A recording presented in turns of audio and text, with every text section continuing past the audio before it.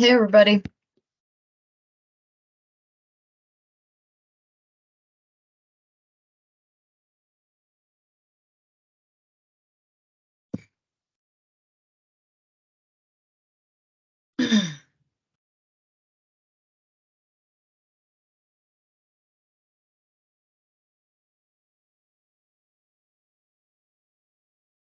Always talking, huh? We are early.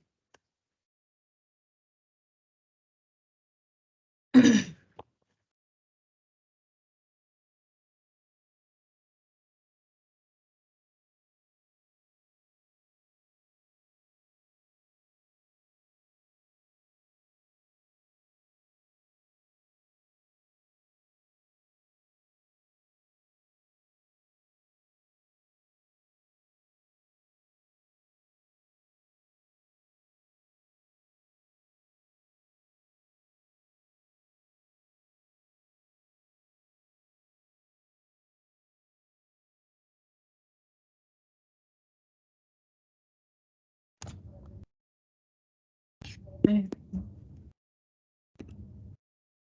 Hi, Cass. How are you? Good. Good.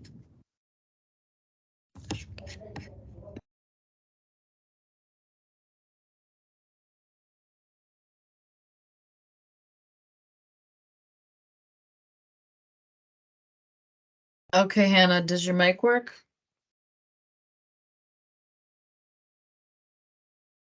Yes, it works. Okay. It's so weird. Sometimes I get on here, my mic won't work, and it has, usually for me, it's the internet, like if I have a weak connection. But I don't know, I've been seeing all sorts of weird things from people, and we just have to do the best. I'm gonna be back on campus next week, God willing, or whoever willing. Um, my head is about to like, I think I'm getting a sinus infection, but we're gonna pretend that's not happening. And I'm here with Leanne. It wasn't working on her computer, so she's just joining me on my laptop for the class. All right, that was happening with a couple people up in the dorms. That's good. That's fine. Thanks for letting me know. Okay. I'll write myself a note because I'm gonna forget anyway.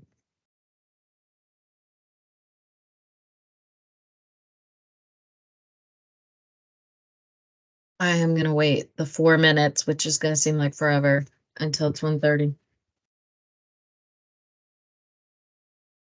I don't know if I told you guys, I thought I had to wait till October 23rd to get the vaccine, which I need. But I went on just randomly and I got it for tonight. So I know I'm gonna feel like crap tomorrow. But at least whatever I read, it's fully effective by like 7 days. So Tuesday when I'm back on campus, at least if I get sick, it's not gonna be that bad. But yeah, weddings with 110 people, probably not the best way to go. But I'm still glad I got there.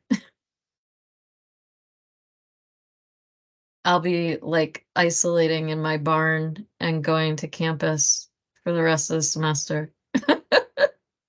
I do go to my AA meetings too, but that's it. I'm not a big social person. I have to tell you, going to a wedding and talking to all those people, that's more socializing than I need to do for like the next year.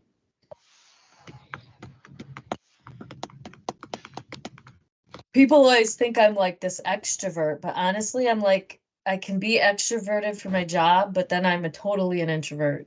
And I only talk to my dogs if I can get away with it. So, so obviously it works better if you mute unless you're talking, because things are magnified for some reason when you have two mics going. Um, Sometimes I don't mute, but if it's a problem when someone turns it on, I'll try it and see if that helps. I still have 2 minutes. I was noticing, because I finally spent quite a bit of time on the grade book, that some of you are in person a lot and I feel like you talk all the time, but you haven't actually uploaded the work. And I don't want to let too much time go with that, so I'm gonna be trying to contact you, see if I can help you. Because I know a lot of people that happens to, and they keep saying they're gonna do it tomorrow. And a lot of them are walking around with a lot of it done, just not uploaded, so we gotta take care of that. Hey, Nova. Thank you. Yes.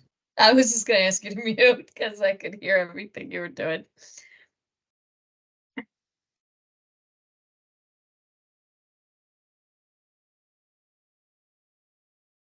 My daughter said I do everything loud when we shared the hotel room together. So yes, you were supposed to put, I know what you're talking, I can't even remember what you were talking about, but yeah, you were supposed to put it. Upload some, oh, the quiz, yeah. We did 3 books as part of the recorded session, and you had to talk about how they were related to ABE. You don't put it up here, you put it in Brightspace under high flex participation. I did take, I think, 2 paper copies. I don't really want paper copies. I will only do it if like last resort, because it's partially because I don't, it's hard for me too with my ADHD to keep track of everybody doing things differently, 5 different ways, and I want to make sure you get the grade that you earn. And if I have things in 5 different places, it's not really something that's feasible for me to keep on top of. I don't like being like crazy about it, but when I've let it happen, I always do Brightspace first, and then if I check all the other places, it's always a lot later and people get mad. But if you just post everything in Brightspace, then you'll get your grade as I go through. I mean, it's not immediate, but it'll be faster than if you're doing it other ways. All right, so it is now 1:31. Thank you everyone for doing this.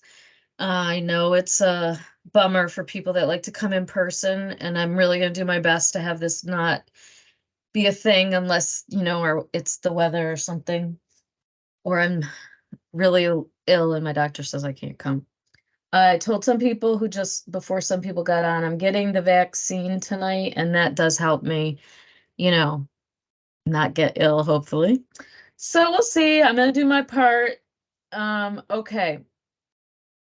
When I was going through the grade book, like I said, there are some people that haven't turned in work, but I'm pretty sure they've done work based on their answers in class and everything. So I'm gonna be bugging people to see if I can't get that stuff, because I want you to achieve your goals. So today I want to let you ask questions. I do have some things for your placement, just like information so you can use it as you get your hours. I did connect the last few people in this class that I had the paperwork for that was already scanned with Casey. I think I just have to go in. I think I might not have done yours, Nova. I think I handed it to the secretary yesterday or whenever I was there Tuesday, and so I can probably do it today.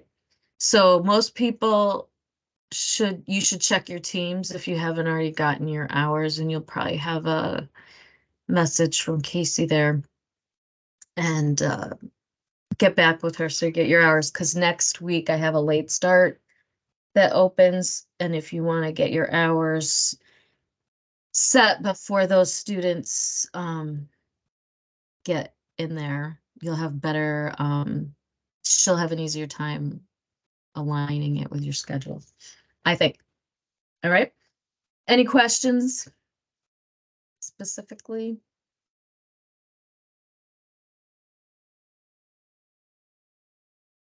Well, when we go over stuff, Trista, a couple of you are doing it either in the place you already work, because it is an early childhood classroom and it meets the parameters. And so you'll use the same paperwork as it most of it just is the same paperwork. So as we go over it, you can just print that and use it. Okay.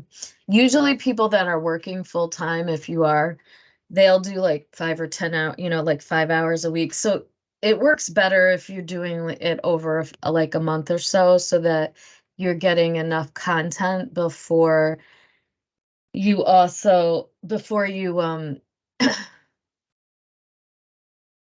done with your hours. All right. No, just it's all going to be open today, or it already is open. I'm just going to point it out to people. Make sure if you are used to just going in person and you aren't being diligent about checking the bright space, make sure you're doing that, because the class, because it's kind of being taken in 3 different modalities at once, everything or most stuff is documented on there and everything is submitted on there. And so you want to make sure you check it regularly. And I do adjust it. Like if I feel like we didn't go over enough to keep to a due date, then I'll switch it. Not if everybody just doesn't do it. I'm not going to switch it because we do have to get through work. But if, I feel like I didn't do what I wanted to cover before it's due, then I might change it a couple days or something. So it's not like set in stone, but it is like gives you a guide. It also should give you information on what you should have ready for class, like so we can have a discussion, because I'm not a lecturer. That's not best practice. You're not supposed to be doing this banking approach to education where I'm just like spitting stuff out that I think you should know. This is supposed to be an interactive and reflective process. So if people aren't talking, I'm not going to lecture about it because that's not how I see my job. I'm more of a facilitator and a guide. And yeah, you got to show up and be present and ready to participate. All right, so I do want to show you some things for your placement. So I'm going to share my screen. Going to share. All right, I'll do the weekly self-reflections first. So everyone that's doing the 20 hours, no matter where they're doing it, can fill this out. And you do it each week. People tend to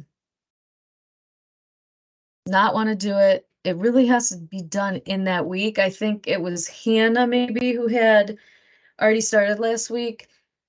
And so she's going to do last week and this week together. But generally, you need to fill one out each week. You put the date of your hours and how many hours you've completed.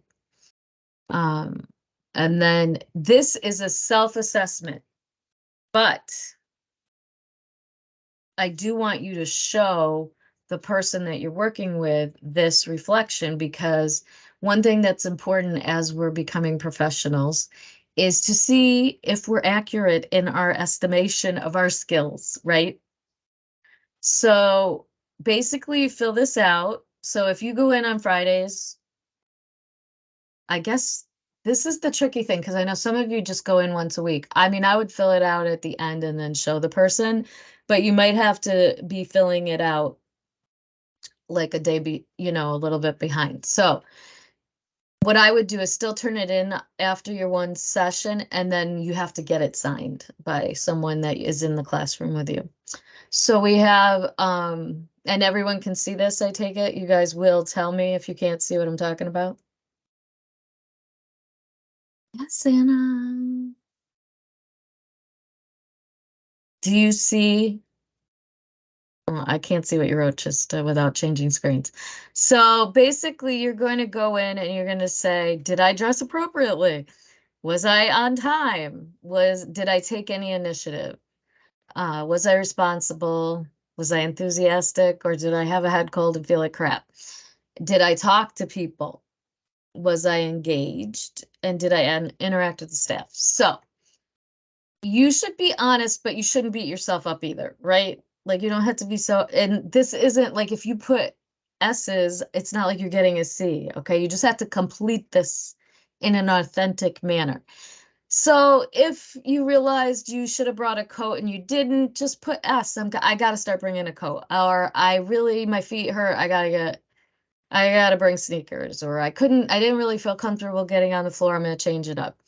If you are one of those people that's late all the time, you should really say that because you're gonna want to start like holding yourself accountable to being on time because it's gonna be a problem, probably people. Um, Um, I have a question. So, can we hand these in like the week after we fill them out? Is that what you're so saying? what I was gonna say was that, but then what I realized is when I do that, I never get them. So I would turn them in the week you do them and then take it and get it, like you're gonna submit a photo of it, then get it signed and resubmit it. Okay? Because what happens is that people are like, oh, I forgot to have them sign it, and then they never upload it. And if you don't do these the week, like really close to when you do it, it doesn't have any validity. All right. So you're probably going to have to upload it twice, one that's signed and one that's not signed. Um, So the I just, second upload will be like yeah, a week later? whenever you get it signed, but it should be Okay. signed, yeah, as close to possible. Like if you only go Fridays, then just get it signed the next Friday. I don't want you to make a special trip. Okay. Other Thank people are going a couple times a week and it won't be that big of a deal. So, all right. Any questions about this? So another thing that like sometimes I underestimate how hard this is for people, it's the communication, right? Or initiative, right? So a lot of people I have had a lot of people in the past that are very quiet and they don't really talk. So you kind of got to push yourself out of your comfort zone, definitely to talk to the children, but you know, it's a good idea to greet the people in the class that you're working with and then get down on the floor and be talking to the kids, right? Um, Interaction with staff. If you don't know any of the names of the people you work with, find it out, right? I have had people who do this class and they're like, I never want to work in early childhood. And you still need to be a professional if you're going to finish the class, but that's why we're doing these experiences, right? So, but we still have to show up and support the children and the teachers in a good way. Anything here look really hard? Like sometimes it's really hard for people to assess themselves accurately. So you can make comments or you can ask questions. If you feel, so one of the reasons I want you to have somebody sign it in the classroom is they suck at communication too with my students. So, but if you have to take this sheet sometimes to people and they read it, that gives you an opportunity to have an organic conversation, right? So if you don't know if they think you're taking initiative or if they think you should take more, then you could put on here, how do you think I need to do this more? Do you have a suggestion? So this just gives you an easy way without having to like really initiate that conversation yourself. And they're not always good at it either. So as long as they're good at talking with children, we're okay with that. But this gives you a chance to make sure you can follow up. Now, the part at the bottom, like I'm not as concerned about this. Usually once you fill it out a couple times, it's often the same unless someone's really uncomfortable talking to people. Every once in a while, people have little things that are hard for them, and that's fine. It's not going to, most likely, it's not going to impact, your ability to complete your um, placement successfully. It's just a way for you to see if you can get out of your comfort zone and kind of grow. So the next parts are more what I'm interested in terms of depth and reflection. Um, One of the biggest things we want to start working on is our observation part. Now, when you're in the classroom, you should be working at the level of the children and playing with them and not just talking to the teachers. But if you see an interaction that you think is really, it sparks you, it captures your curiosity and you think, oh, I should document that, then, I would probably have post-it note. I love those big post-it note things and I stick it in my pocket and just write it and I'll take care of it later, right? But I was talking to Casey yesterday and she said, you know, yeah, that she told people, you can be down on the floor and playing, and then if you see something that you really think would make a good observation, you can step back, get your stuff, and do that. I would probably have a plan, like a little pocket notebook or post-it notes or something, so it's not like you have to go find a pad of paper, go find pencil, you know what I mean? Like have a plan. Now, these do say word minimums because I also will have students that'll say, well, I didn't see anything. I don't know what I'm going to try. If you do that, you're not passing this placement. You need to reflect. So the second one, so the first one, you're just writing about something that you did with a child this week. Okay, how did you engage? This could be that you read, a book to a child. Once you write what age group you're in and everything, that shouldn't be changing, so you don't have to do that part, but you should explain an engagement or interaction you had with children. It can be one-on-one, it can be with more than one. And then the second thing is describe one interaction you observed that caught your attention, or an interaction you participated in. What are your takeaways and wonderings? Like sometimes you want feedback. One of the best things that I like is when we share what we share, we share it. And then people are like, well, what do you think? Like if you have a question, how you handled it or someone else handled something, we can talk about that. We're not going to gossip. We're going to talk about best practice, what we liked, what we didn't like, what we wonder. Okay, but not like, can you believe they did that? Not stuff like that. And we should only be talking about the classroom and the children and everything in our class, not like at lunch, not, we have to, as professionals, we got to keep confidentiality. And even if you see teachers talking, don't do it. This is about you. All right. What part of the project have you worked on this week? I always put that because if I don't, no one ever works on the project. If you only have 20 hours, so if you're really going to do all the parts of the project, it's good to read through the project and kind of decide which one you're going to do weekly. I mean, like Hannah, you have a lot of, since you're doing 3 hours a week, you're going to have about 7 weeks. So, for the future, you can kind of plan it out. And they're not really hard, you'll see. Now, this one, you may decide you don't have questions, or you can put, I don't know. One time you might get away with, I didn't, I'm going to start my project next week. One time, not 6 times in a row. And then if you don't have a question for me or Casey or the teachers, that's fine. But if there's something you kind of were wondering, but you kind of like don't feel comfortable going up to the teachers to ask, you could write it there. And I would hope they would answer you. So obviously, if these are going to be 150 words, I did not leave room for them. And I purposely did not leave room because people don't write enough. So you do need to attach a sheet to this for that, or, staple, whatever. But make sure it's long enough. Don't make me count words and stuff. That's so annoying. You don't want me to do that. Any questions about that? The reflection is a graded component of your field placement.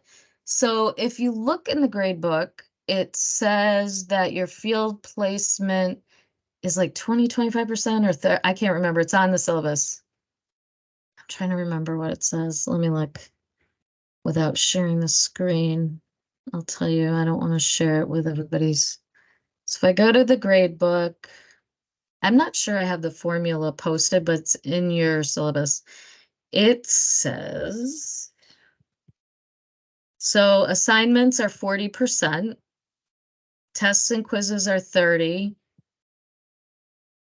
field placement hours are 30. So in the field placement hours, your project is there, your weekly reflections, okay? So they are graded. If you don't have enough words, I'm going to tell you to finish it. And I'm not going to pass it if you don't do part of it, because that's not completing. There's only 5 assignments in there. You're gonna need to get them done. All right, any other questions?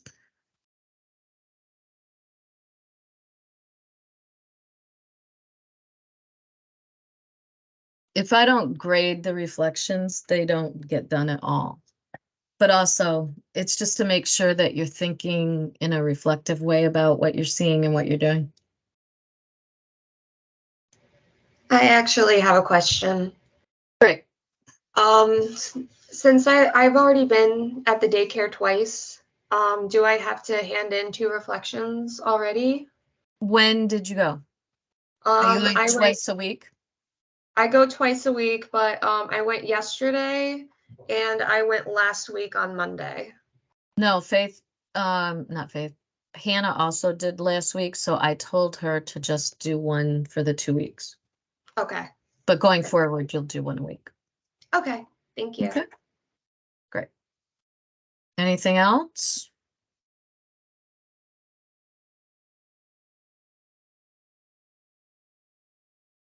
Some people are going to have different amounts of reflections too. So like once you finish your 20 hours, there's going to be people that are going to take 7 or 8 weeks and they'll have 7 weeks of reflections. So you'll just get exempted once you've completed the hours. Okay. Usually it's about 4. Everybody should do about 4 weeks. Even if you're going full time, I really don't want you to do 20 hours 1 week because we haven't even covered anything yet or a lot of the stuff yet. So really just do like 5 hours a week or whatever. All right. So the next piece, I did open up the project. So this is something that is usually in lieu of a final. So it's not due until the last class. And it's the observation project, and there's many components to it. So there's there's a child observation, you have to write up, and there's directions on here for how many. There's a section about teachers' roles, responsibilities, and techniques. And then we have a section to kind of see how our anti-bias and intersectionality is reflected in your classroom. You kind of do like a mini assessment. And then we're doing these theories. So there's a theory section where how do you see some of the theorists reflected in the classroom? And then there's just a culminating section where you kind of talk about the placement and what you're taking away from it. Maybe you learned what you want to do in your classroom, or maybe something you don't want to do in your classroom. Okay. The physical environment, I have something called the setting that is a form that people usually put in here.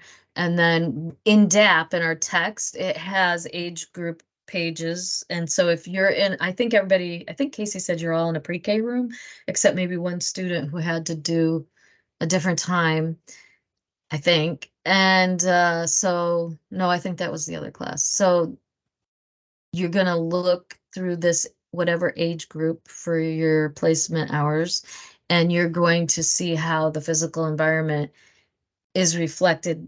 How does it align with our textbook or not? I mean, our facilities pretty good. That's not where there's probably a lot of stuff that you don't see. That facility's got all the bells and whistles, but still, you still might see something like, oh, I wish they had this, or it looks like they're supposed to have this.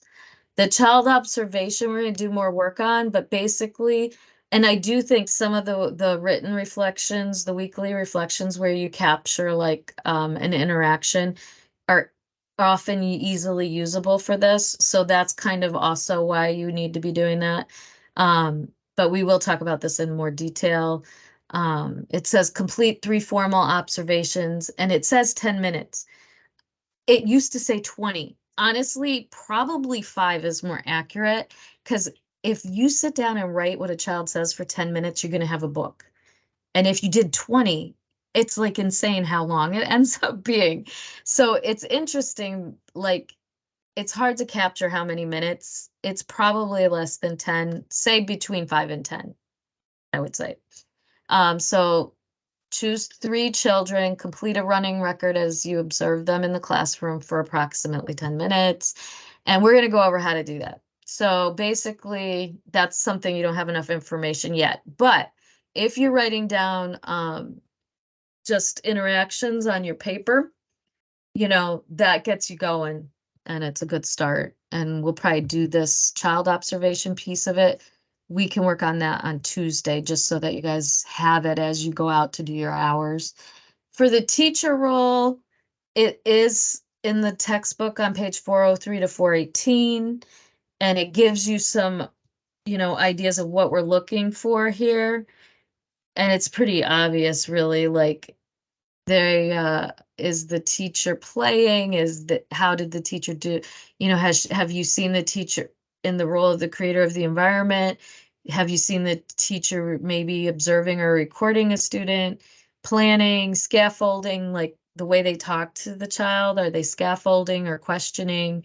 And as we go on, you'll understand more clearly like what that means. But if people bring in examples, then we can talk about that. And honestly, I'm thinking now I'll go back through last semester and see if I can share a couple samples, because that'll probably make everybody breathe easier.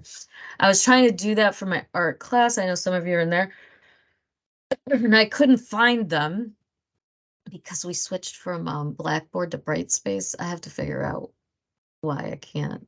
I have to figure out how to get them to move over there, because that was more complicated than I thought it was gonna be.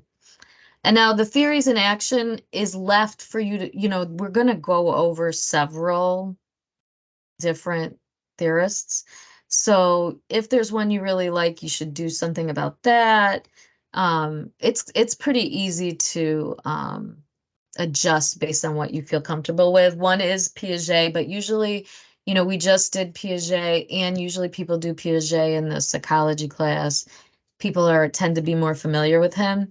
But this is definitely something like each class we can kind of go over different things and relate it. But all the scenarios we're doing, just think about your classroom as one giant scenario, and you can just capture some of that to share. And this one says, how do you think Piaget would feel as you observe your environment? So I guess reflecting on Piaget's stages of cognitive development, that might be a good one for us to talk about next week. What the heck is he talking, what are they talking about? As I grade the Piaget scenarios, I'll know if we need to talk about it a lot, right? So there's a lot there, but you have to realize it is week 5. We still have 10 weeks. So the other thing is Casey is really great. And if you forget to do the anti-bias or something, she'll probably let you go in and do it, because it's not going to take you. Any questions? I think one of the hardest things is trying to be present and down on the floor with the kids and try to, teachers do it all the time, right? We have to do 5 million things